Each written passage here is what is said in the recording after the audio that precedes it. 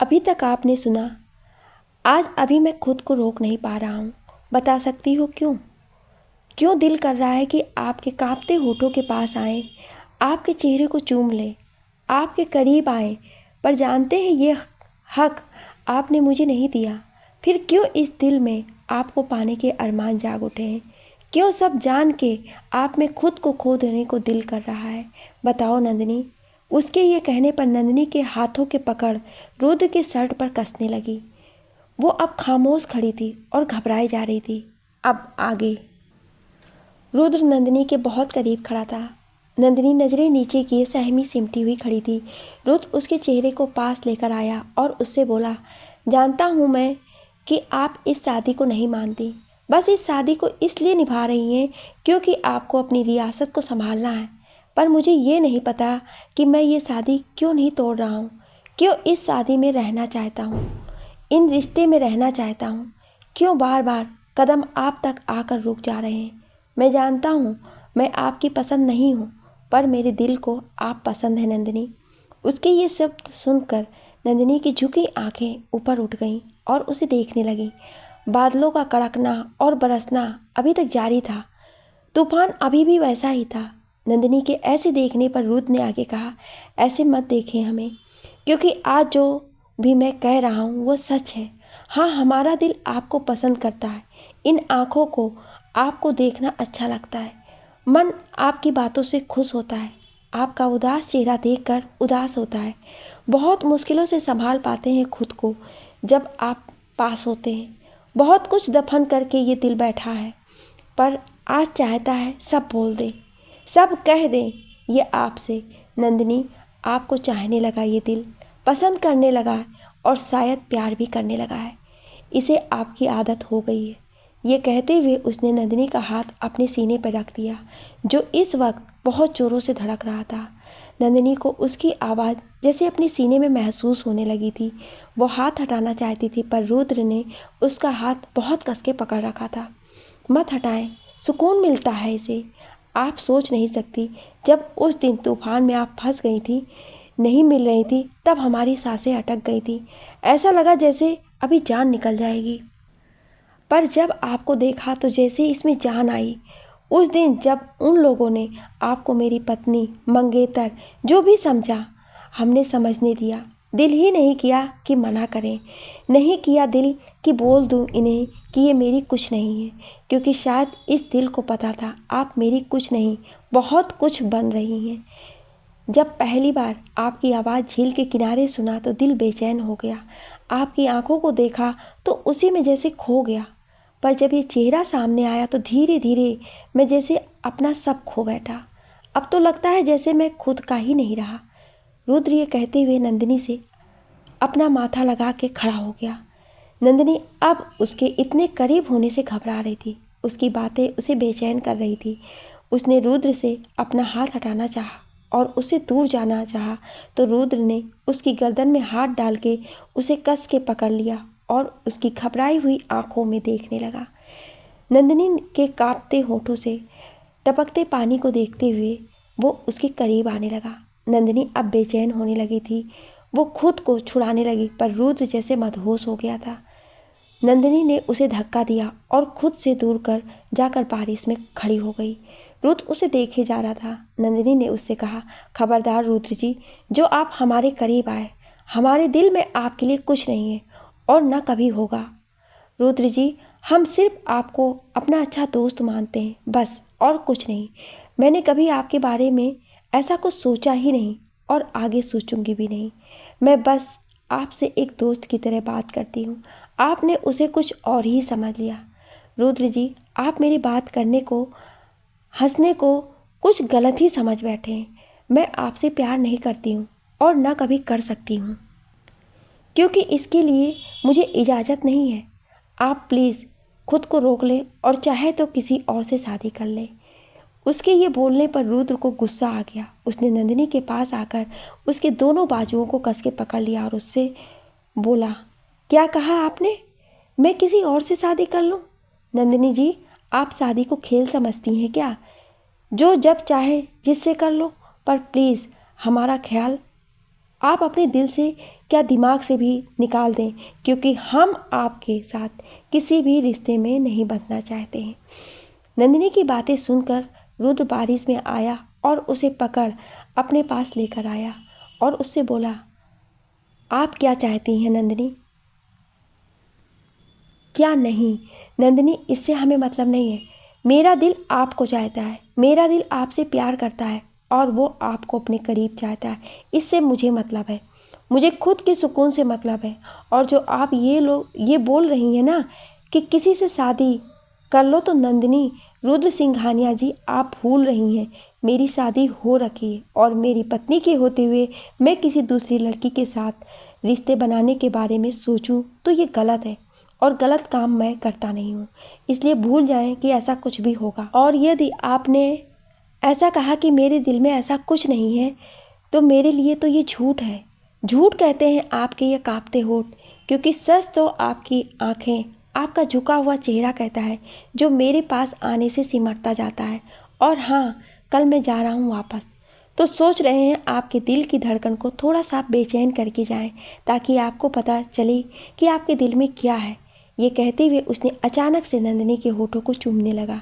नंदिनी खुद को छुड़ाने की कोशिश कर रही थी, पर रुद्र नंदिनी की बातों से गुस्से में था। उसने नंदिनी को तब तक नहीं छोड़ा जब तक उसका गुस्सा कुछ कम नहीं हुआ। नंदिनी की सांस हल्की उखड़ने लगी थी। रुद्र ने उसके गालों से अपने होठों से लगा के कहा, रहो दूर, अब हम भी देखें कहाँ तक इस एहसास से दूर भाग सकती हैं आप। कब तक मुझसे दूर रह सकती हैं? कब तक अपने दिल में दबे मेरे लिए एहसास को दबा सकती हैं?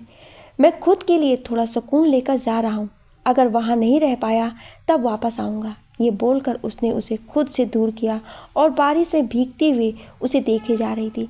नंदिनी की आंखों में गुस्सा था। वो रुद्र से मुंह फेर के खड़ी हो गई। रुद्र ने आगे बढ़ के उसे बाहों में उठा लिया और बिना कुछ बोले उसे वहाँ से लेकर नीचे गाड़ी के पास जाने लगा। शाम का वक्त शिमला। रागिनी सुबह से श्लोक की तीमारदारी करने में लगी थी। श्लोक उसे बहुत परेशान कर रहा था। आखिर ये मौका श्लोक हाथ से कैसे जाने देता। उसने रागिनी से इतना काम कराया था कि वो बेचारी थक गई थी। रागिनी रात का खाना बना के जब श्लोक के कमरे में आई, वो श्लोक उसे देखकर मुस्कुरा रहा था। रागिनी ने उसे प्लेट देते हुए गुस्से में कहा, ये लो, ठूंस लो। श्लोक ने उसे देखते हुए कहा, ऐसे दोगे किसी को खाना? अरे खाना जब किसी को दिया जाता है तब उससे प्यार से बोला जाता है, ताकि वो खाए तो पच जाए। पर तुम तो ऐसे कह रही हो जैसे मार रही हो, थोड़ा प्यार से कहो। रागिनी ने उसे घूर के देखते हुए कहा, इतना प्यार मेरे अंदर नहीं है। खाना है तो खाओ, नहीं खाना है तो मत खाओ। उसके ये बोलने पर श्लोक ने फ़ोन उठाते हुए कहा, तो मुझे मजबूरन भाभी को फ़ोन करके बताना होगा कि तुमने मुझे।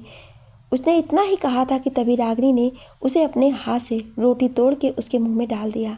श्लोक ने खाते हुए उसे मुस्कुरा के देखा तो रागिनी ने उससे कहा, तुम एक बार ठीक हो जाओ, इस बार मैं तुम्हारी टांग ही तोड़ दूंगी, तब देखती हूँ किससे क्या कहोगे। बहुत बोलना आता है ना, तब बोलते रहना। ये कहते हुए वो उसे खाना खिला रही थी। श्लोक उसे मुस्कुराते हुए देखकर बोला, अगर तुम मेरी ऐसी ही देखभाल करोगी तो मैं आज क्या सालों तुम्हारे लिए गिरने को तैयार हूँ, पर तुम मुझे ऐसे खाना खिला देना, मेरी देखभाल कर देना, बस यही चाहिए। वैसे खीर कम मीठी है, रागिनी ने कहा। शुक्र मनाओ कि मैंने इसमें जहर नहीं डाल दिया, वरना तुम मीठा खाने के लिए जिंदा ही नहीं बचते। और ये रही तुम्हारी दवा, खा लो, मैं वाटर बैग गर्म करके लेकर आती हूँ। ये कहकर वो चली गई। श्लोक उसे जाते हुए देख कर बोला, प्यार तो है आपके दिल में, बस उसे आप मानना नहीं चाहती, इसलिए तो हर बार नज़रें चुरा के भाग जाती हैं।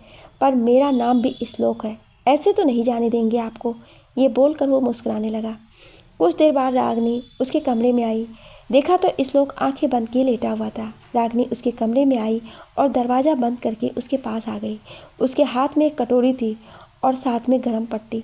उसने एक स्टूल लिया और उस पर सारा सामान रख के धीरे से श्लोक के पैर के पास बैठ गई। उसने कंबल हटा के धीरे से उसका पैर अपनी तरफ कर दिया। कटोरी में वो मालिश के लिए कुछ लेकर आई थी। उसने जैसे ही श्लोक का पैर पकड़ के मालिश करना शुरू किया कि तभी क्या कर रही हो, श्लोक ही चिल्लाते हुए बोल उठा। उसने देखा रागिनी उसके पैर को गोद में रखकर उसे मालिश कर रही थी। रागिनी ने कहा, अरे मालिश कर रही थी, तुम इतनी जोर से क्यों चीखे? श्लोक ने अपना पैर उसकी गोद से हटा के दूर करते हुए कहा, पागल हो तुम? तुम्हें पता है ना मेरे पैर में लगा हुआ है, उसके बाद भी तुम इतनी ज़ोर से मेरे पैर को रगड़ रही हो। रागिनी ने उसे देखकर कहा, तुम क्या फूल कुमारी हो जो जरा सा छूने में और मालिश करने से टूट जाओगे और मर जाओगे? मैंने इतनी ज़ोर से भी मालिश नहीं किया कि तुम इतनी ज़ोर से चिल्लाती है। अब आराम से बैठो, नहीं तो मैं सच में तुम्हारा पैर तोड़ दूंगी और तब तुम बोल देना जिसे जो बोलना हो। ये बोलकर उसने उसका पैर पकड़ के वापस अपनी गोद में रख लिया और हल्के हाथों से मालिश करने लगी। मालिश कर उसकी गर्म पट्टी उस पर बांध दी और उठ कर जाने लगी तो श्लोक ने कहा, थैंक्स मेरे लिए ये सब करने के लिए। वैसे मुझे नींद नहीं आ रही है, क्या तुम बैठोगी मेरे पास? रागिनी ने कटोरी टेबल पर रखी और बहुत प्यार से उसके पास आते हुए बोली, आपको नींद नहीं आ रही है? कहो तो लोरी सुना दूँ या आपका सर दबा देती हूँ या सीधा गला ही दबा देती हूँ, जिससे आपको अच्छे से नींद आएगी और आप आराम से सो जाएंगे। नींद नहीं आ रही है इन्हें, चुपचाप शांति से सो जाएं, नहीं तो दिमाग खराब हुआ तो देख लेना क्या करती हूँ। Good night. ये बोलकर वो जाने लगी तो श्लोक का फ़ोन बजा। श्लोक ने फ़ोन उठा के ज़ोर से कहा, हेलो निक्की, कैसी हो? ये सुनते ही रागिनी रुक गई। श्लोक ने कहा, हाँ निक्की, मैं तो ठीक हूँ।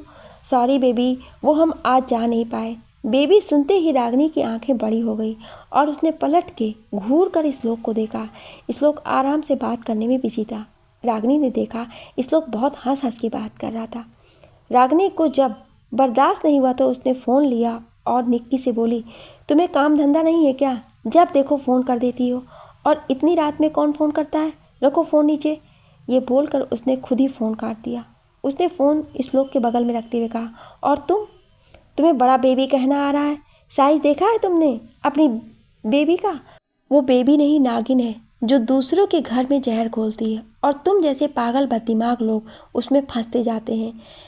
ऐसे ये वकील बने रहते हैं, पर ऐसे इन्हें कुछ समझ नहीं आता है। किसने बनाया तुम्हें टॉप लॉयर? किस बेवकूफ़ ने तुम्हें खिताब दिया कि तुम बेस्ट लॉयर हो? अरे तुम में तो दिमाग ही नहीं है। वो छोटे कीड़े पहन के मटकती हुई आई और तुम झटकते हुए उसके पास चल दिए। अकल में भूसा भरा है क्या? दिखाई नहीं देता वो नौटंकी कर रही है? उसे तुम में कोई इंटरेस्ट नहीं है, उसे तुम्हारे पैसे में इंटरेस्ट है। अरे किसी ऐसे से प्यार करो जिससे तुम्हें प्यार हो, जो तुम्हारी कद्र करे, जो तुम्हें चाहे और माने। पर तुम तो उस निक्की के पीछे पड़े हो।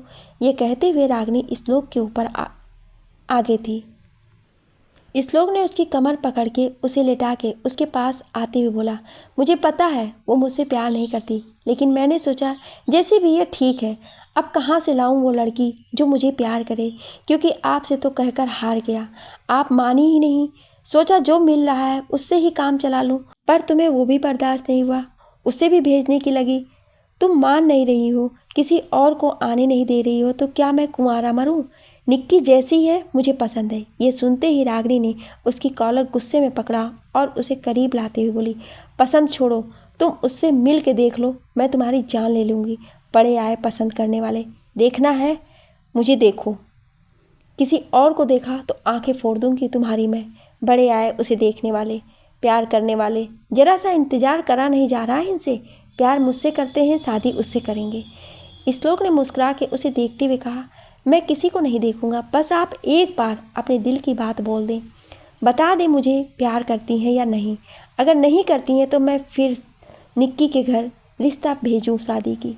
उसने कहा ही था कि तभी उसकी बात को बीच में काटते हुए कहा, करती हूँ प्यार, अब खुश हो? श्लोक उसे आंखें फाड़े देख रहा था। रागिनी उसका कॉलर पकड़े लेटी हुई थी। जब रागिनी ने श्लोक से कहा कि वो उससे प्यार करती है तो वो उसे आंखें फाड़े देखे जा रहा था। रागिनी ने उसका कॉलर पकड़ के उसे देखते हुए कहा, हाँ करती हूँ प्यार, और बहुत करती हूँ।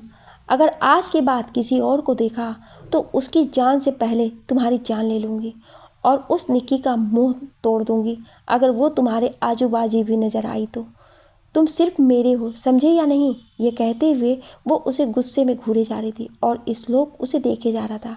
रागिनी ने देखा श्लोक उससे कुछ बोल नहीं रहा है तो उसने कहा, अब बोलोगे कुछ या ऐसे ही बुत बने देखोगे? श्लोक ने उसके पास आते हुए कहा, हाय क्या बोलूँ, अब तो दिल ही रुक गया जैसे ये सब सुनकर। वैसे अब अगर इजहारे मोहब्बत हो ही गया है तो क्यों ना कुछ मीठा ले लिया जाए। ये कहते हुए श्लोक उसके पास आने लगा तो रागिनी ने उसे धक्का देकर दूर किया और उठकर उसे गुस्से में देखकर बोली, खबरदार जो पास आए तो चुपचाप सो जाओ, नहीं तो दूसरा पैर तोड़ दूंगी। बड़े आए मीठा लेने वाले। ये बोलकर वो कमरे से बाहर आ गई। श्लोक वहीं मुंह बना के लेट गया। दूसरी तरफ मोना ने दाई माँ को फ़ोन करके सब बता दिया था और दाई माँ यहाँ आने के लिए निकल गई थी। मोना ने उन्हें सब बढ़ा चढ़ा के बताया था। वो खुश थी कि अब दाई माँ के आने से रुद्र और नंदिनी का रिश्ता टूट जाएगा। सुबह का वक्त शिमला। रागिनी सुबह उठकर जल्दी से रेडी हो गई थी। आज उसका और साहिल दोनों का पेपर था। वो एक हाथ में किताब लिए चश्मा लगा के पढ़ते हुए चाय बना रही थी। तभी श्लोक पीछे से आकर उसे बाहों में लेते हुए बोला, क्या हो रहा है? रागिनी ने कहा, ये क्या है, छोड़ो, मुझे पढ़ना है। श्लोक ने उसे अपनी तरफ मोड़ के कहा, हनीमून मनाने की उम्र में कहाँ ये किताबों में माथा फोड़ रही हो? अरे मैं क्या कहता हूँ, 2 दिन में शादी करो, उसके बाद 1 महीने का हनीमून, और जब आएंगे तब सबको खुशखबरी देंगे। कैसा लगा प्लान? रागिनी ने उसकी बात पर मुंह बना के देखते हुए कहा, यह आपके ख्याल कुछ ज़्यादा ही फास्ट नहीं है? नहीं मतलब मैंने हाँ क्या बोल दिया? आपने तो प्लान ही बना लिया। फिर तो बच्चों के नाम भी सोच लिए होंगे आपने। हाँ, एक का नाम शिवाय होगा और दूसरे का शिव। हमारे ट्विंस होंगे ना, इसलिए। ये कहते हुए उसने रागिनी के गुलाबी गालों पर किस कर दिया। रागिनी ने उसे देखते हुए कहा, वकील साहब, आपने तो कितना कुछ सोच लिया है, पर अपने ख्यालों में ज़रा सा लगाम लगाएं, वरना कहीं मैंने लगाया तो बहुत दर्द होगा। इसलिए जब तक मेरे एग्ज़ाम ना हो जाएं तब तक दूर रहो। और हाँ, चाय बन गई है तो बैठे, मैं लेकर आती हूँ। ये बोलकर वो खुद को उससे दूर किया और चाय निकालने लगी, पर श्लोक ने उसे फिर से पीछे से पकड़ते हुए कहा, मुझे चाय नहीं पीना, मुझे तो कुछ और चाहिए। ये कहते हुए वो उसे परेशान करने लगा। तभी किसी के खांसने की आवाज़ आई। श्लोक ने पीछे मुड़ के देखा तो दाई माँ खड़ी थी। उसने तुरंत रागिनी को छोड़ दिया। रागिनी ने जब पीछे मुड़ के देखा तो दाई माँ को वहाँ देखकर सकपका गई। श्लोक ने कहा, अरे माँ, आप कब आई? आपने बताया नहीं आप आ रही हैं। दाई माँ ने कहा, क्यों? आप अपने घर आने के लिए मुझे बताना होगा। हमारा मन किया तो आ गए, और वैसे भी वहाँ अब कोई काम नहीं था। रुद्र और साहिल दिखाई नहीं दे रहे हैं। इतने में साहिल ने कहा, दाई माँ आप आ गए? दाई माँ ने साहिल को देखकर कहा, हाँ हम आ गए, कैसे हैं आप, और आपके एग्ज़ाम कैसे जा रहे हैं? ये कहते हुए उन्होंने उसके माथे पर चूम लिया। साहिल ने उन्हें देखते हुए कहा, सब बढ़िया हैं और मेरे एग्ज़ाम भी सही चल रहे हैं। साहिल को बाहर ले जाते हुए उन्होंने रागिनी की तरफ देखकर कहा, चाय ले आओ, हम इंतज़ार कर रहे हैं। ये बोलकर वो बाहर चली गई। उनके जाते ही श्लोक और रागिनी की सांस में सांस आई। रागिनी ने कहा, तुम चलो, मैं लेकर आती हूँ चाय। उसके कहने पर श्लोक बाहर चला गया। रागिनी जल्दी जल्दी चाय कप में निकालने लगी। श्लोक जब बाहर आकर दाई माँ के पास बैठा तो उसने देखा मोना भी वहाँ थी। उसे समझते देर नहीं लगी कि ये सब मोना ने किया है। दाई माँ ने उससे कहा, रुद्र कहाँ है, यहाँ नहीं है क्या? श्लोक बोला, जी नहीं, वो नंदिनी जी के साथ इंदौर में है। आप उन्हें फ़ोन करके कहें कि अपने साथ नंदिनी को यहाँ ले आएँ, हमें कुछ बात करना है, इसलिए जल्दी आएँ। दाई माँ के कहने पर श्लोक ने रुद्र और नंदिनी दोनों के पास फ़ोन कर दिया। श्लोक ने मोना को देखा तो उसके चेहरे पर एक अजीब सी मुस्कान थी। श्लोक उस मुस्कान को समझ रहा था, पर उसने अभी कुछ नहीं कहा था क्योंकि दाई माँ ने कुछ पूछा नहीं था। इधर इंदौर में नंदिनी को जब श्लोक का फ़ोन आया और उसने शिमला आने के लिए कहा तो वो सोचने लगी कि वो वहाँ जाए या नहीं। तभी रुद्र ने उसके कमरे में आकर कहा, हम 1 घंटे में निकलेंगे, इसलिए रेडी रहें। नंदिनी ने हाँ कह दिया। बस कुछ देर में दोनों शिमला जाने के लिए निकल गए। दोनों ही एक दूसरे से कोई बात नहीं कर रहे थे। नंदिनी रुद्र से हर वक्त नज़रें चुराने में लगी थी। रुद्र ये महसूस कर रहा था, पर उसने उसे कुछ नहीं कहा था। कुछ वक्त में जब वो लोग घर पहुँचे तो देखा मोना और दाई माँ दोनों ही बैठे थे। रागिनी का एग्ज़ाम था तो वो चली गई थी। श्लोक घर पर ही था। साहिल अपना एग्ज़ाम देकर आ गया था। रुद्र ने आकर दाई माँ के पैर छुए तो दाई माँ ने कहा, कैसे हो, सब ठीक है? जी दाई माँ, आप ऐसे अचानक से आई और आपने हम दोनों को ही बुला लिया, ऐसी क्या बात हो गई थी? रुद्र के पूछने पर दाई माँ ने कहा, चले हमें आप दोनों से बात करना है। ये सुनते ही रुद्र और नंदिनी दोनों एक दूसरे को देखने लगे। दाई माँ आगे जाते हुए कही, जल्दी करें। ये सुनते ही रुद्र और नंदिनी दोनों ही अंदर चले आए। उनके जाने के बाद श्लोक ने मोना से कहा, तुमने माँ से ऐसा क्या कहा है जो वो ऐसी उखड़ी हुई आई हैं और उन्होंने नंदिनी जी को भी बुला लिया है। मोना ने कहा, वही जो सच था, रुद्र और नंदिनी की शादी का सच, जिसे तुम लोगों ने छुपाना तो चाहा था मगर छुपा नहीं पाए थे। आप देखो कैसे कुछ वक्त में नंदिनी रुद्र की ज़िंदगी से निकल जाएगी और मैं उसकी ज़िंदगी में आऊँगी। श्लोक ने उससे कहा, तुम रुद्र की ज़िंदगी में पहले भी नहीं थी और न कभी होगी, और अपने ख्याल से रुद्र का नाम या उसकी ज़िंदगी में आने के बारे में भूल जाओ। वो अब नंदिनी जी का हो गया है। तुम कुछ भी कर लो, अब उन्हें कोई अलग नहीं कर सकता है। वो दोनों एक दूसरे के साथ रहने के लिए बने हैं, इसलिए तो मिले हैं वो। देखते जाओ श्लोक, कैसे तुम्हारे ख्यालों की दुनिया टूट जाती है, क्योंकि रुद्र पर हक सिर्फ मेरा है और वो मेरा ही रहेगा। मुझसे कोई उसे छीन के दिखाए, मैं उसकी ज़िंदगी हराम कर दूंगी। मोना ने यह कहते हुए मुस्कुरा रही थी। श्लोक और मोना दोनों ही खड़े सबके आने का वेट कर रहे थे। रागिनी भी अपना एग्ज़ाम देके आ गई थी। उसने श्लोक से पूछा, क्या हुआ, दीदी आ गई क्या? जी, अंदर गई हैं माँ के साथ। श्लोक के कहने पर रागिनी भी घबराने लगी, ना जाने दाई माँ सब जानने के बाद क्या डिसीजन लें। कुछ देर के बाद जब दाई माँ दोनों के साथ बाहर आई तो श्लोक और रागिनी उन्हें देख रहे थे। दाई माँ ने कहा, इन दोनों की शादी को हम एक मौका देना चाहते हैं। ये सुनकर मोना का मुंह उतर गया और गुस्सा आ गया, पर रागिनी और श्लोक दोनों ही खुश थे। मोना ने कहा, आप ऐसा कैसे कर सकती हैं? आपने कहा था कि आप इस शादी को तुड़वा देंगी, नहीं रहने देंगी ये शादी, तो क्यों किया आपने? और ये लड़की रुद्र के लायक नहीं है। दाई माँ ने उससे कहा, कौन किसके लायक है ये मुझसे अच्छा कोई नहीं जानता है मोना, और मुझे नंदिनी रुद्र के लिए पहले दिन से पसंद थी, इसलिए मैं इस शादी को मानती हूँ और इसमें नंदिनी और रुद्र को रहने की परमिशन देती हूँ। मैं जब इसे जिंदा रहने दूंगी तब ऐसा होगा ना, ये उसने मन में कहा था। दाई माँ को गुस्से में घूरते हुए वो वहाँ से बिना किसी से कुछ बोले चली गई।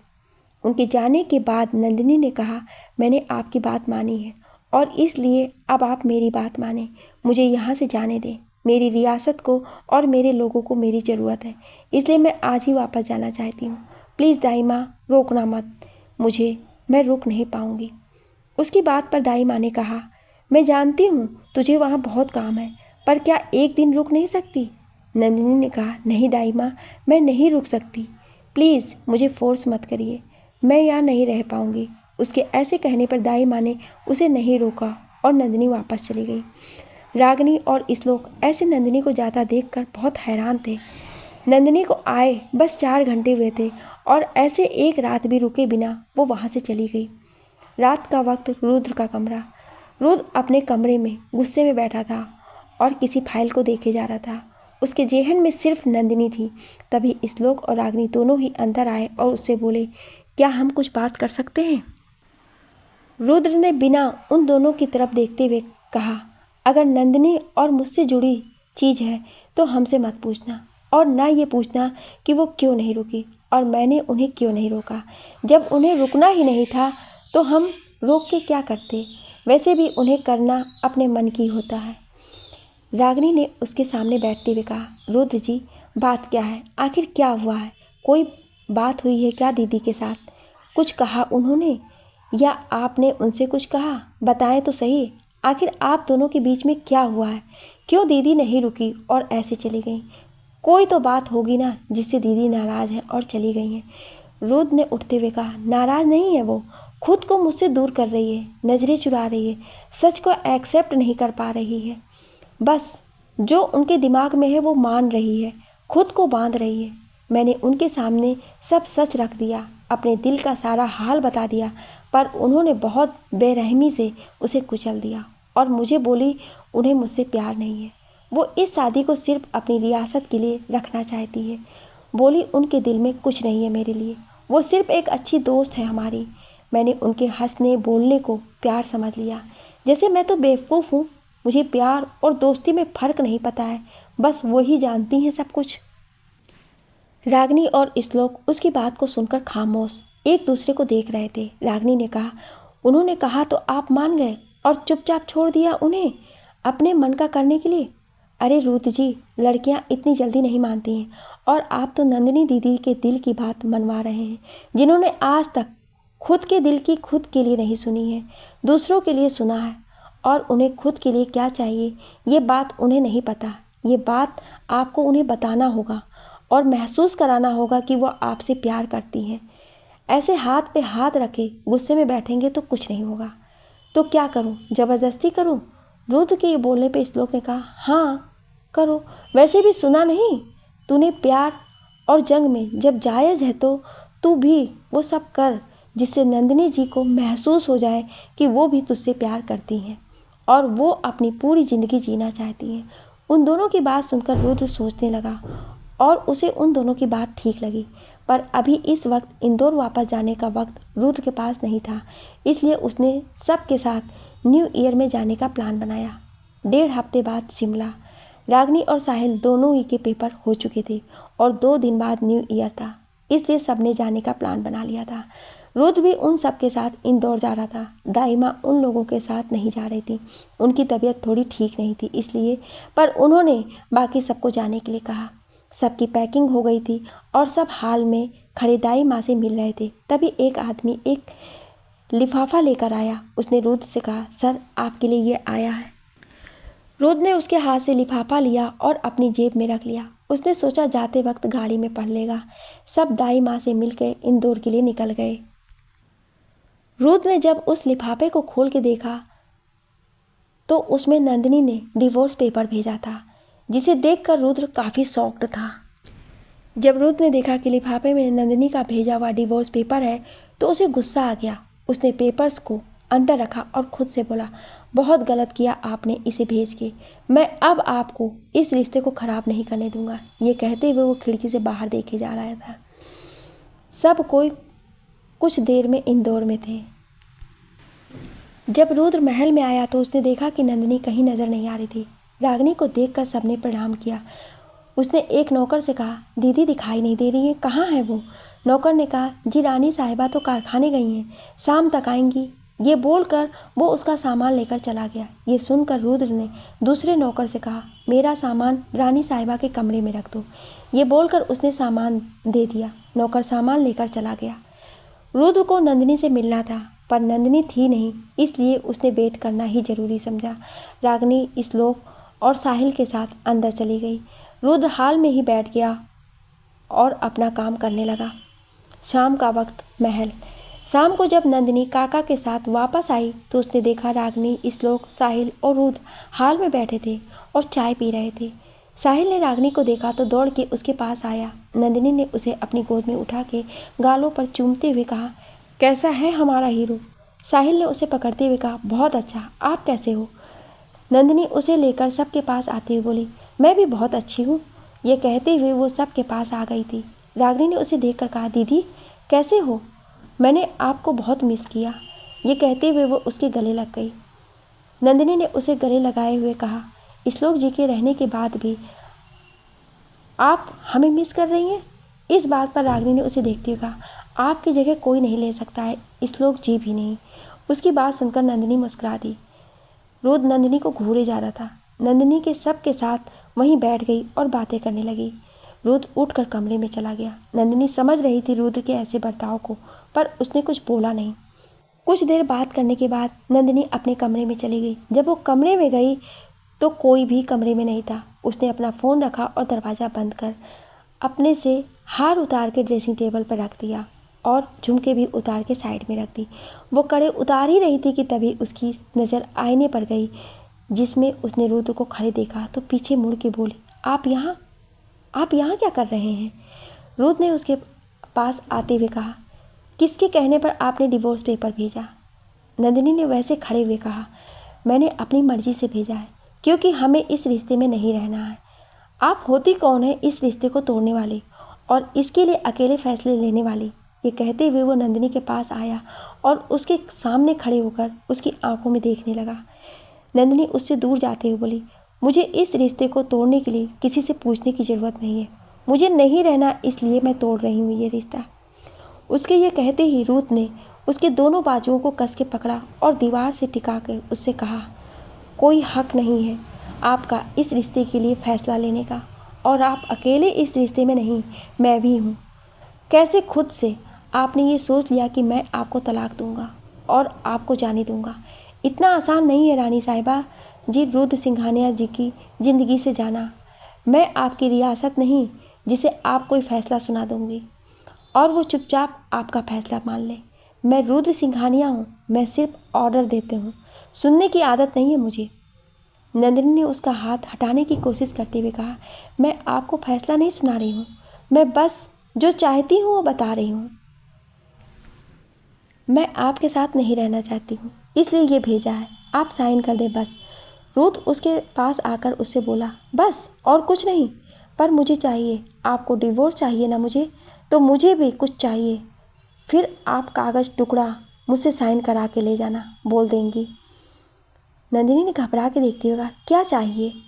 रुद्र उसके गालों को अपने होठों से छूते हुए बोला, मुझे मेरा सुकून चाहिए, मेरा चैन, मेरे दिल धड़कन, मेरा सुरूर, मेरी ज़िंदगी, मुझे आप चाहिए। आपके पास रहना चाहता हूँ, करीब आना चाहता हूँ, हक चाहता हूँ अपनी पत्नी पर, अपनी पत्नी को चाहता हूँ, इस रियासत की रानी को नहीं। मुझे अपनी पत्नी के साथ एक रात चाहिए, क्योंकि जिसे मैं डिवोर्स दे रहा हूँ वो मेरी पत्नी है और जो मुझसे डिवोर्स मांग रही है वो इस रियासत की रानी है। तो अब बताओ, देंगी मुझे वो सब जो मैंने आपसे मांगा है? रुद्र नंदिनी के बहुत पास खड़ा था। नंदिनी की सांसें तेज चल रही थी, वो सिमटे जा रही थी। नंदिनी उसके कंधे को धक्का देकर दूर करना चाहा, पर रुद्र ने उसके हाथों को कस के पकड़ के खड़ा हो गया था।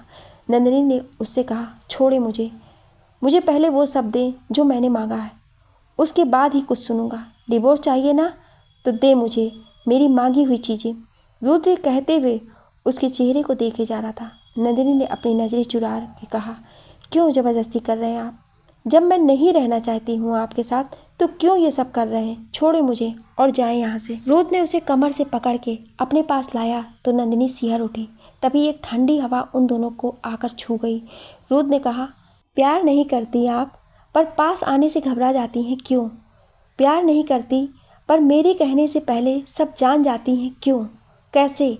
मैं क्या चाहता हूँ आज तक किसी को समझ नहीं आया, यहाँ तक कि मेरे दोस्त इस लोग भी नहीं, ना ही दाई माँ को। पर आप समझ जाती हैं क्यों और कैसे? क्यों उस रात जब मैं मोना के घर से उदास आया तो आपको पता चला कि मैं उदास हूँ, टेंशन में हूँ, यहाँ तक कि आपको ये भी पता था कि मैं भूखा हूँ। कैसे नंदिनी? आप तो मुझे चाहती नहीं हैं, प्यार नहीं करती। क्यों वो बात आपने मुझे बताई जो आपके बारे में कोई नहीं जानता? बोलो, इतना भरोसा कैसे आया? कैसे आपको पता होता है कि मैं टेंशन हूँ तो कोई काम नहीं कर पाता और आप आकर मुझे शांत करते हुए समझा देती हैं? कैसे बता सकती हैं? बोलो ना, प्यार नहीं है तो ये सब क्या है? नंदिनी ने उसे धक्का देकर कहा, नहीं जानते, हम कुछ नहीं जानते और ना जानना चाहते हैं। मुझे नहीं पता कि क्यों मुझे आपके ना होने पर अच्छा नहीं लगता है, क्यों ये कमरा काटने को दौड़ता है, क्यों आपके बिना मन नहीं लग रहा था। नहीं पता हमें आपके साथ अच्छा क्यों लगता है, ये भी नहीं पता हमें। क्यों आपके साथ पहले जैसे हो जाते हैं, ये भी नहीं पता हमें। क्यों आप हमें होते हैं तो लगता है बहुत हिम्मत है हम में, पर आप नहीं होते तो कमज़ोर होने लगते हैं। नहीं पता हमें रुद्र जी। उस रात जब आप देर रात मोना जी के यहाँ से आए तो हमें ऐसे नहीं जागे हुए थे, हमें नींद नहीं आ रही थी, परेशान थे, नहीं पता क्यों। और जब आपने ये कहा कि उनके भाई ने शादी की बात की है, तब भी कुछ अजीब सा हुआ था हमारे दिल में। क्यों हुआ ये भी नहीं पता। कैसे पता होगा, क्योंकि ये सब हमने कभी किसी के लिए महसूस नहीं किया है। कैसे पता करते, क्या कहें आपसे, बोले। ये कहते हुए वो रोने लगी थी। रुद्र ये सब सुनकर हैरान था, पर उसके अंदर एक खुशी थी कि नंदिनी ने कुछ तो कहा जो ये बताने के लिए काफ़ी था कि वो उससे प्यार करती है, वो भी लड़ रही है अपने दिल से। रुद्र उसके पास आने लगा तो नंदिनी ने कहा, वहीं रुकिए, मत आए पास। आपके पास आने पर हम दूर नहीं जा पाते हैं, हिम्मत नहीं होती है कि दूर जाएं। कैसे जाएं? वो बाहें हमें दुनिया की सबसे महफूज जगह होती है, हम कमज़ोर हो जाते हैं। नहीं मन करता है कि आपको दूर जाने दें, पर आप चले जाते हैं। मैं ऐसा कुछ भी महसूस नहीं करना चाहती रुद्र जी, क्योंकि हम अपनी रियासत को छोड़ नहीं सकते, नहीं जा सकते इनसे दूर। एक जिम्मेदारी है हम पर, रुद्र उसके मना करने पर भी उसके पास चला आया और उसे बाहों में लेते हुए बोला, किसने कहा आप अपनी जिम्मेदारी ना निभाएं, पर खुद को मुझसे दूर ना करें। ये प्यार बहुत किस्मत से मिलता है नंदिनी, और आप तो मेरी पहली अनजान सी मोहब्बत है। कैसे आपको खुद से दूर कर दें, कैसे आपसे दूर रहें, ये बताओ। आप खुद हमें प्यार करती हैं क्या? रह पाएंगी मेरे बिना?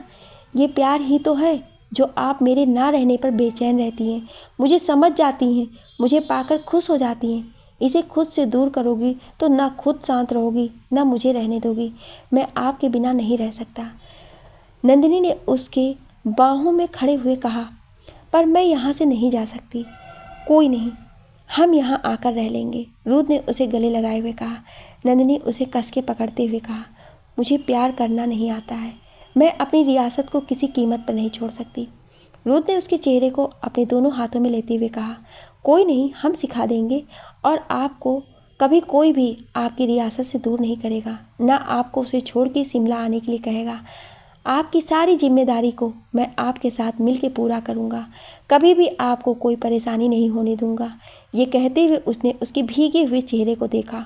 बहुत प्यारी लग रही थी नंदिनी। तभी रुद्र ने उसके आंखों को अपने होठों से छू लिया।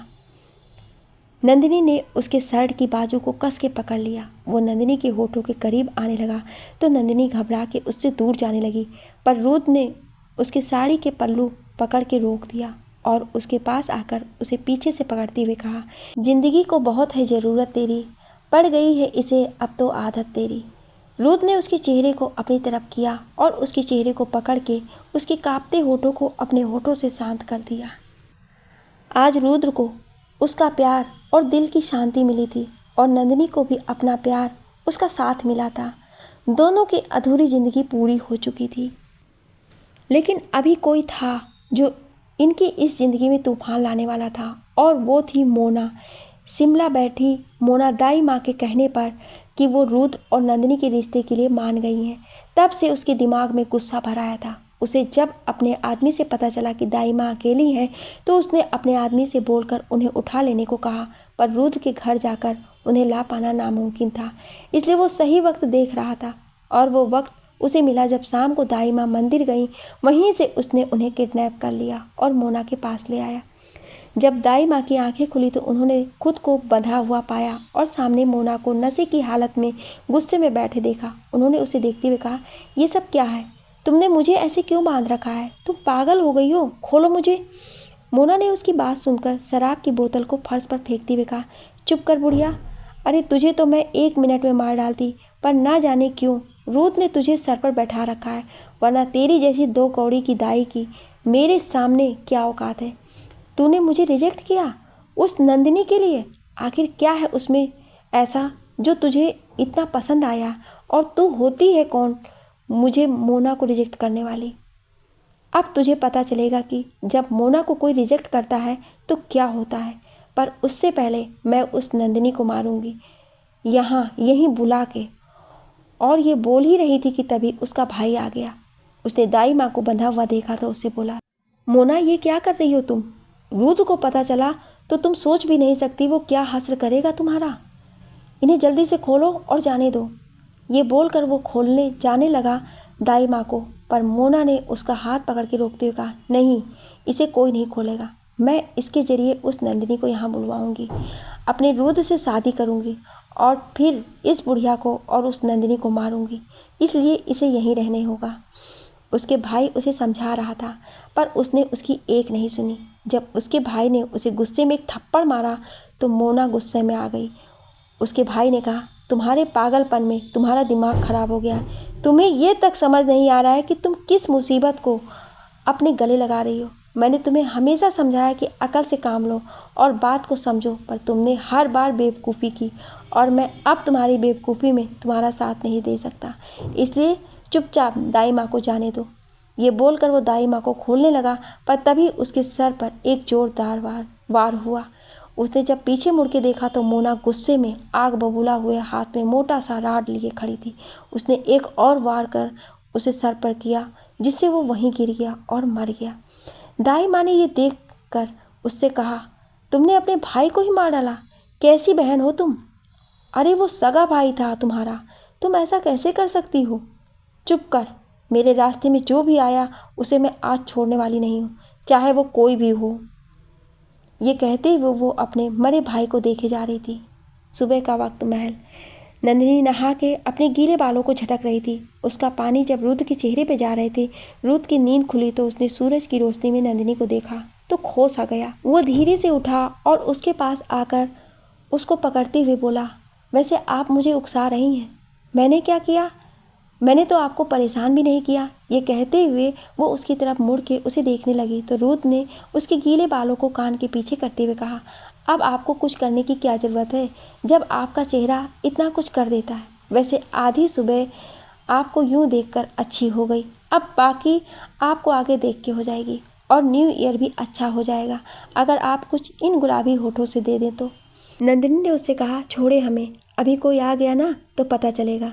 ये कहते हुए वो खुद को छुड़ाने लगी पर रुद्र उसे छोड़े तब ना। तभी रुद्र का फ़ोन बजा तो नंदिनी ने कहा, जाएं, आपका फ़ोन बज रहा है, देखें कोई इम्पोर्टेंट कॉल होगी। उसके ये कहने पर रुद्र ने कहा, ऐसे नहीं, पहले कुछ दो फिर जाऊंगा। उसके कहने पर नंदिनी ने उसके गालों पर किस कर दिया और धक्का देकर जाने के लिए कहा। रुद्र ने फ़ोन उठा के नंदिनी को देखते हुए कहा, हेलो कौन? उधर से उसके एक आदमी की आवाज़ आई, सर दाई माँ किडनैप हो गई हैं। ये सुनते ही रुद्र हैरानी से बोला, क्या? पर कैसे? तुम सबके रहते हुए वो किडनैप कैसे हो गई? सर वो मंदिर गई थी, वहीं से किसी ने उन्हें किडनैप कर लिया है। उस आदमी की बात सुनकर रुद्र घबरा गया और उससे बोला, उन्हें खोजो, मैं आ रहा हूँ वहाँ पर। ये बोलकर उसने फ़ोन रखा ही था कि मोना की कॉल आ गई। उसने कॉल उठा के कहा, मोना मैं बाद में बात करता हूँ। ये कहकर वो फ़ोन रखता उससे पहले मोना ने कहा, दाई माँ को खोज रहे हो रुद्र? मेरे पास है दाई माँ। ये सुनते ही रुद्र हैरान सा हो गया। उसने कहा, पर तुम्हारे पास क्या कर रही है दाई माँ? मोना ने कहा, बस ज़रूरत थी उनकी तो लाए हैं। वैसे अगर तुम चाहो तो दाई माँ को छोड़ सकती हूँ, अगर तुम मुझे नंदिनी को दे दो और तुम खुद मुझसे शादी कर लो, बस ये तो बात मान जाओ। मैं अपने घर पर हूँ, अगर मंजूर हो तो बता देना, मैं दाई माँ को घर भेज दूँगी। ये बोलकर उसने फ़ोन कट कर दिया। रुद्र हेलो हेलो करता रहा पर कोई जवाब नहीं आया। मोना ने फ़ोन कट किया तो रुद्र ने फ़ोन देखते हुए गुस्से में बिस्तर पर फेंक दिया। नंदिनी ने उसे ऐसे परेशान और गुस्से में देखा तो उससे कहा, क्या हुआ रुद्र जी, क्या बात है? रुद्र ने कहा, मोना ने दाई माँ को किडनैप कर लिया है और उसने छोड़ने के लिए शर्तें रखी है। नंदिनी ने कहा, कौन सी शर्तें रखी है, क्या बोल रही है वो? रुद्र ने कहा, वो चाहती है मैं आपको उसके पास दे दूँ और उससे जाकर शादी कर लूँ, तब वो दाई माँ को छोड़ देगी। दाई माँ इस वक्त उसके घर पर है। तभी श्लोक की आवाज़ आई, क्या? माँ को मोना ले गई है, पर क्यों? रागिनी ने उसके साथ अंदर आते हुए कहा, अरे तुम्हें नहीं पता, वो रुद्र जी को चाहती है। अब दाई माँ से उसे आस थी पर अब वो टूट गई, तब उसका गुस्सा होना, ये सब करना तो बनता था उसे। बस उसने रुद्र जी के लिए दाई माँ को किडनैप किया होगा और नंदिनी दीदी तो उसकी दुश्मन शुरू से है, तो कैसे वो बर्दाश्त कर लेती अपनी हार। पर बात अब ये है कि दाई माँ को कैसे वापस लाना है। रुद्र ने कहा, पहले हमें यहाँ से जाना होगा। मेरे ख्याल से रागिनी आप यहीं रहो साहिल को रहकर, क्योंकि क्या पता वहाँ साहिल की जान को भी खतरा हो, इसलिए आप उसे यहाँ लेकर के रहें और मैं नंदिनी और श्लोक शिमला के लिए निकलते हैं। उसके कहने पर सब मान गए। सब रेडी होकर शिमला के लिए निकल गए थे। इधर मोना उन सब के आने का वेट कर रही थी। उधर रुद्र जब शिमला पहुंचा तो उसने पहले किसी तरह अपने आदमी को पुलिस तक भेजकर सब बताने के लिए उसके आदमी ने पुलिस को इत्तला किया और रुद्र यहाँ प्लान बना रहा था। नंदिनी ने उससे कहा, रुद्र जी हमें लगता है हमें उसकी बात मान लेनी चाहिए और हमें उसके पास चले जाना चाहिए। रुद्र ने कहा, आप पागल हैं, दाई माँ की जान खतरे में है, अब हम आपकी भी जान खतरे में डाल दें? ऐसा हम हरगिज़ नहीं करने वाले। आओ हमारी पूरी बात तो सुनो, फिर कहना कि क्या करना है क्या नहीं। ये बोलकर उसने अपना पूरा प्लान बताया तो श्लोक ने कहा, रुद्र मेरे ख्याल से नंदिनी जी ठीक कह रही हैं। रुद्र ने कहा, वो तो ठीक है पर इनकी जान को भी खतरा होगा। श्लोक ये क्यों नहीं समझ रहा है? क्या पता वो इन सब में दाई माँ को भी हवन कर दे, तब क्या करेंगे? श्लोक ने कहा, कुछ नहीं होगा, तुम बस अच्छा सोचो और ये बाकी मुझ पर छोड़ दे, मैं देख लूँगा। उसके कहने पर रुद्र मान गया। नंदिनी और रुद्र दोनों ही मोना के घर जाने के लिए रेडी हो गए। मोना घर में बैठी थी। जब डोरबेल बजी तो उसने एक नौकर से गेट खोलने के लिए कहा। रुद्र और नंदिनी सामने थे। नौकर उन दोनों को अंदर लेकर आ गया। उन्हें देखकर मोना ने कहा, वाह रुद्र, तुमने तो मेरी बात बहुत आसानी से मान लिया। चलो कोई नहीं, अब जब तुम मान गए तो मुझे और कुछ नहीं चाहिए। रुद्र ने उसे देखते हुए कहा, दाई माँ कहाँ है? तुमने कहा था मैं आऊँगा तब तुम दाई माँ को छोड़ दोगी, तो उन्हें सामने लेकर आओ। मोना ने उठते हुए कहा, इतनी जल्दी भी क्या है रुद्र, एक बार तुम इसे तलाक दे दो और मुझसे शादी कर लो, बस उसके बाद दाई माँ को ले जाना अपने साथ और साथ में मुझे भी। चलो इन पेपर्स पे साइन कर दो। रुद्र ने कहा, तुम पागल हो गई हो मोना, क्या कर रही हो तुम? तुम्हें पता भी है, तुम्हारे भाई ने तुम्हें बताया नहीं कि मुझसे टकराना कितना बुरा होता है? अगर तुम्हारा भाई होता तो शायद तुम्हें ये पागलपन करने से रोक देता, लेकिन तुम पर अभी समझाने का असर नहीं होगा।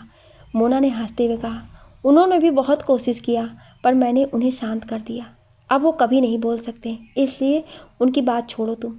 रुद्र ने कहा, मतलब कहाँ है वो? मोना ने कहा, वो अब इस दुनिया में नहीं है।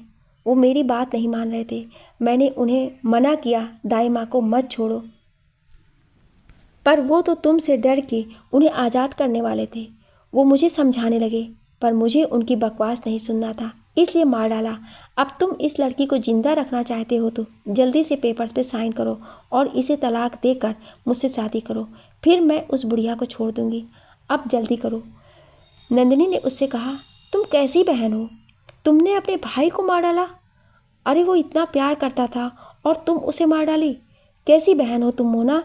उसने हमेशा तुम्हारे लिए सोचा और तुमने उससे ही उसकी ज़िंदगी छीन ली। उसने तुम्हारे लिए कितना कुछ किया, तुम्हें इतना कुछ दिया, और तुमने क्या किया? मोना ने चिल्ला के कहा, चुप कर, मुझे ये भाषण देने की ज़रूरत नहीं है। उन्होंने कुछ नहीं किया, उनसे एक चीज़ मांगी थी पर उसमें भी वो शांत थे। वो मुझे मजबूरन खुद उस काम को करना पड़ा, उसमें भी उन्हें डर लगने लगा। ऐसे डरपोक की मुझे ज़रूरत नहीं थी, इसलिए मार डाला। ये बोलकर उसने पेपर आगे किया और रुद्र से बोला, इस पर साइन करो रुद्र, और तुम भी नंदिनी। रुद्र ने पेपर को देखा और एक बार नंदिनी को। उसने मन में कहा, कहाँ है तू श्लोक, जल्दी आ, नहीं तो ये मोना मेरा और नंदिनी का डिवोर्स करा के मानेगी, जल्दी करो। ये बोलकर वो धीरे से पेपर उठा के देखने लगा। उसने पेन उठाया और जैसे साइन करने वाला था तभी श्लोक की आवाज़ आई, रुद्र साइन मत कर, मैं आ गया माँ को लेकर, और इसके लिए इसके ससुराल वाले भी आ गए हैं। ये कहते हुए वो दाई माँ को लेकर नीचे आया और उसके साथ पुलिस भी आई। मोना ये देखकर बोली, ये तुमने ठीक नहीं किया रुद्र, मैं तुम सबको छोड़ूंगी नहीं। ये बोलकर उसने सोफे की कुशन के पीछे रखी गन उठा ली और उसे नंदिनी पर तानते हुए बोला, जो भी हो जाए पर मैं इस लड़की को नहीं छोड़ने वाली। ये कहते हुए उसने गुस्से में गन शूट किया, लेकिन नंदिनी वहाँ से हट गई और गोली पीछे दीवार में जाकर लग गई। ये देखकर रुद्र ने मोना के हाथ पर मारा और गन गिरा दिया। तभी लेडी कांस्टेबल ने आकर उसे पकड़ लिया। रुद्र ने दाई माँ से कहा, आप ठीक है ना दाई माँ, इसने कुछ किया तो नहीं? दाई माँ ने कहा, नहीं बेटा, मैं ठीक हूँ, तुम सब ठीक हो ना? उनके पूछने पर रुद्र ने हाँ में सिर हिला दिया। मोना रुद्र को देखकर कहा, ये तुमने ठीक नहीं किया रुद्र, इस लड़की के लिए तुमने मेरे प्यार को ठुकराया है, मैं इस लड़की को छोड़ूंगी नहीं।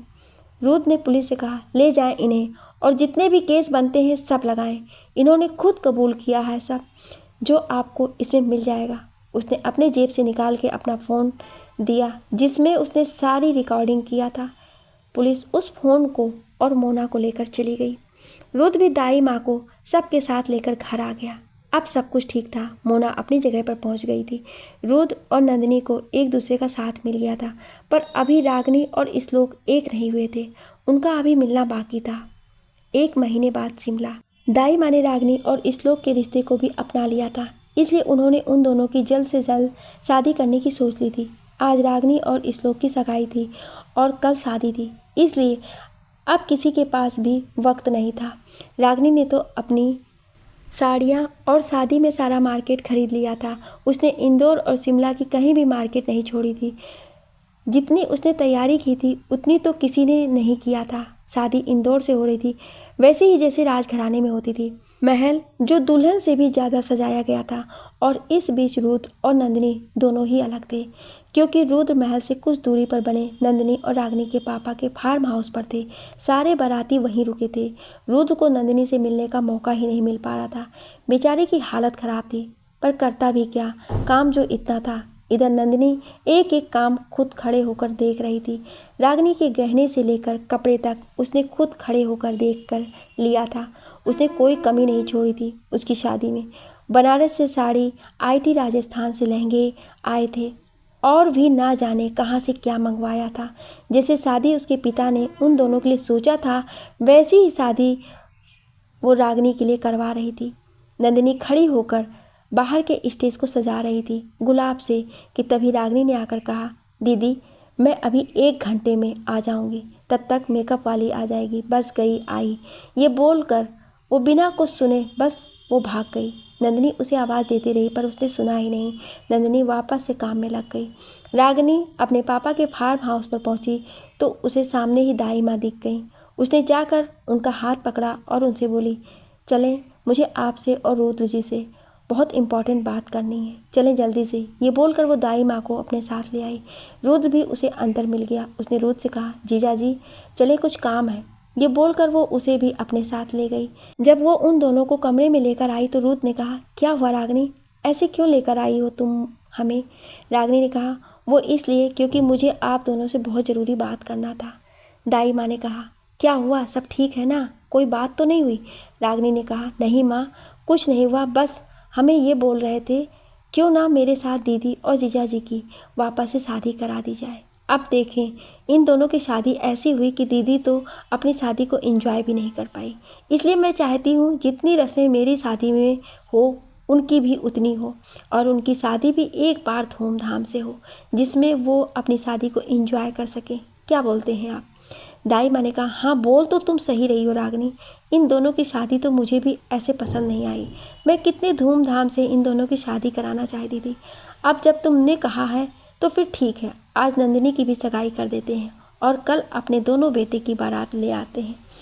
और हाँ, ये बात किसी को बताना मत प्लीज़, हम दीदी को सरप्राइज़ देना चाहते हैं। उसके ये कहने पर सब मान गए और वहाँ से महल वापस आ गई। शाम को रागिनी खुद भी रेडी हुई और उसने नंदिनी को भी बहुत अच्छे से रेडी किया। नंदिनी उसे मना कर रही थी, पर रागिनी के सामने किसकी चलने वाली थी, इसलिए नंदिनी की भी नहीं चली। जब शाम को सब आए तो काका ने सबका स्वागत किया। नंदिनी रागिनी को लेकर आ गई। उसे अभी तक नहीं पता था कि रागिनी ने क्या किया है, पर इस लोक को दाई माँ और रुद्र ने बता दिया था, इसलिए उसे सब पता था। जब पंडित जी ने चारों अंगूठियाँ देते हुए कहा, अब ये आप लड़का लड़की को पहना सकते हो, तो नंदिनी ने कहा, पर सगाई तो 2 लोगों की है, ये 4 अंगूठी किस लिए? रागिनी ने उसे पकड़ के बैठाते हुए कहा, यह आपकी और रुद्र जी की भी सगाई है दीदी। अब आपकी और रुद्र जी शादी ऐसी हुई जिसमें किसी को मज़ा नहीं आया, इसलिए हमने सोचा क्यों ना एक धूमधाम वाली शादी हो, जिसमें हम अपनी बहन की शादी में नाचने वाले सपना पूरा कर सकें। इसलिए हमने सोचा क्यों ना एक धूमधाम वाली शादी हो, जिसमें हम अपनी बहन की शादी में नाचने वाले सपना पूरा कर सकें, इसलिए ये हमने किया। अब चलें जल्दी से इन्हें अंगूठी पहना दें, नहीं तो मुझे इस कनखजूरे को अंगूठी पहनाने में देरी होगी। उसके कहने पर सब हंसने लगे और इस लोक ने उसके सर पर दिया। नंदिनी ने अंगूठी उठा के रुद्र के हाथ में पहनाई और रुद्र ने उसके हाथ में। फिर रागिनी और इस्लोक ने एक दूसरे को अंगूठी पहनाई। सब बहुत खुश थे। सबसे ज़्यादा कोई खुश था तो वो थी नंदिनी। उसकी ज़िंदगी में बहुत सारी खुशियाँ जो आई थी। रुद्र उसके पास आया तो उसने देखा नंदिनी अकेले खड़ी न जाने क्या सोची जा रही थी। उसने नंदिनी से कहा, क्या हुआ, आप खुश नहीं हैं दोबारा मुझसे शादी करने के लिए? नंदिनी ने कहा, नहीं, सोचा था कोई और मिल जाएगा, पर अब वापस से आपसे ही शादी, ये बोरिंग नहीं हो जाएगी रुद्र जी? रुद्र ने उसे घूर के देखते हुए कहा, किसी और का ख्याल तो आप निकाल दे रानी साहिबा जी, क्योंकि आपको हर जन्म के लिए ये रुद्र मिल गया है, तो अब इसके साथ जीने के लिए रेडी हो जाए। ये कहते हुए उसने उसे पीछे से बाहों में लिया और खड़ा हो गया। शादी का दिन, महल। रागिनी और नंदिनी दोनों ही दुल्हन बनी बैठी थी। तभी किसी ने आकर कहा, बारात आ गई है, पर उनका स्वागत करने के लिए कोई है नहीं। नंदिनी के यहाँ रिवाज था कि दूल्हे का स्वागत दुल्हन की माँ या कोई बड़ी औरत ही करती थी, पर ऐसा कोई भी नंदिनी के घर में नहीं था। रागिनी ने कहा, अब क्या करें दीदी, कौन निभाएगा इस रिवाज को, क्योंकि हम तो बाहर नहीं जा सकते हैं। तो अब नंदिनी ने सोचने लगी। तभी काका ने कहा, बिटिया इसमें सोचना क्या है, आप रानी साहिबा हैं और इस घर की सबसे बड़ी, इसलिए मेरे ख्याल में आपको ही जाना चाहिए और आपके बाद चाहे तो रागिनी जी रुद्र जी का तिलक कर स्वागत कर सकती हैं। नंदिनी ने कहा, पर काका हमारे यहाँ दुल्हन नहीं जाती है, आप दुल्हन अभी बनी हैं, पर उससे पहले आप यहाँ की रानी साहिबा हैं, तो आप ये कर सकती हैं। काका ने ये कहा कि तभी दाई माँ की आवाज़ आई, ठीक कह रहे हैं तुम्हारे काका नंदिनी, तुम इस महल की बड़ी हो और रागिनी की माँ जैसी हो, इसलिए तुम चलकर इस लोक का तिलक करो और बुरा ना मानो तो क्या मैं रुद्र का तिलक कर स्वागत कर सकती हूँ। अब देखा जाए तो तुम दोनों मेरी बेटी ही हो, तो एक माँ की तरह मैं रुद्र का तिलक कर देती हूँ और तुम इस लोक का। उन सब की बात पर नंदिनी मान गई। दाई माँ गई और रुद्र का तिलक कर उसका स्वागत किया। फिर नंदिनी की बारी आई। तब एक नौकर ने कहा, रानी साहिबा आ रही हैं। ये सुनते ही रुद्र की नज़रें सामने हो गई। नंदिनी अपने चेहरे को झीने लाल दुपट्टे में छुपाए सजकर जब आरती की थाल लिए आई तो रुद्र की नज़रें उस पर से हट ही नहीं रही थी। उसने राजवाड़ों वाला दुल्हन का जोड़ा और बहुत से गहने पहने हुए थे, हाथों में कड़ी चूड़ियाँ थीं। नंदिनी ने इस लोक का तिलक किया और उसकी रति कर पैर धुला के अंदर ले आई। उसके बाद नंदिनी वहाँ से चली गई। कुछ देर में रुद्र और श्लोक दोनों ही मंडप में आए और पूजा करवा के पंडित जी ने दुल्हनों को बुलवाया। नंदिनी और रागिनी दोनों ही साथ आईं और अपने अपने दूल्हे के साथ बैठ गईं। पंडित जी मंत्र पढ़ने लगे। रुद्र नंदिनी को देख रहा था और श्लोक रागिनी को। दोनों को ही अपना प्यार मिला था। शादी पूरे विधि विधान से पूरी हुई। चारों ने सबसे आशीर्वाद लिया। रात का वक्त महल। श्लोक अपनी रागिनी के रूम में आया। उसने सामने देखा तो रागिनी घूंघट किए हुए बैठी थी। श्लोक ने बहुत खुश होते हुए दरवाज़ा बंद किया और रागिनी के पास आ गया। उसने रागिनी को देखकर कहा, मुझे तो यकीन ही नहीं होता कि हमारी शादी हो गई है, पर अब तुम सामने हो तो सच लगता है। मन करता है तुम्हें बाहों में ले लूँ और बस रात ऐसे गुजर जाए।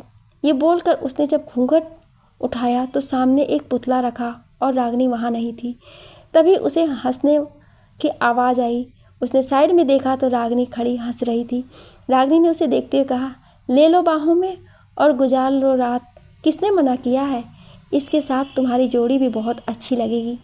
ये बोलकर वो हंसने लगी तो श्लोक ने उठते हुए कहा, रुको अभी बताता हूँ। ये बोलकर वो उसकी तरफ भागा तो रागिनी दूसरी तरफ से भाग गई। श्लोक ने उसे दूसरी तरफ से पकड़ के कहा, हाँ तो अब बोलो क्या बोल रही हो, और ये सब क्या था।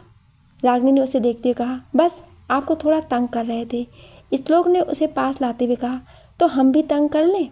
ये कहते हुए वो उसके पास आया और उसके चेहरे को अपने बहुत करीब ले आया। रागिनी खामोश सी सिमटी हुई उसकी बाहों में खड़ी थी। इधर रुद्र जब अपने कमरे में आया तो उसने देखा नंदिनी बालकनी में खड़ी थी। उसके खुले बाल हवा से पीछे की तरफ उड़े जा रहे थे। रुद्र ने उसे पीछे से पकड़ते हुए कहा, अब लगा कुछ सुकून मिला हो। नंदिनी मुस्कुराए हुए उसे देखे जा रही थी। रुद्र ने उसे अपनी तरफ करते हुए कहा, अच्छा बताओ आपको क्या चाहिए। नंदिनी ने कहा, हमें तो कुछ नहीं चाहिए, लेकिन हम आपको कुछ दे सकते हैं, बोलो तो दें। रुद्र ने उसे देखते हुए कहा, क्या। नंदिनी उसके थोड़ा करीब आई और उसके कानों में धीरे से बोली, आप पापा बनने वाले हैं। ये बोलकर वो रुद्र की तरफ देखने लगी तो रुद्र हैरानी से देखे जा रहा था। नंदिनी थोड़ा शर्मा रही थी और उसे देखे जा रही थी। रुद्र ने खुश होते हुए कहा, सच में।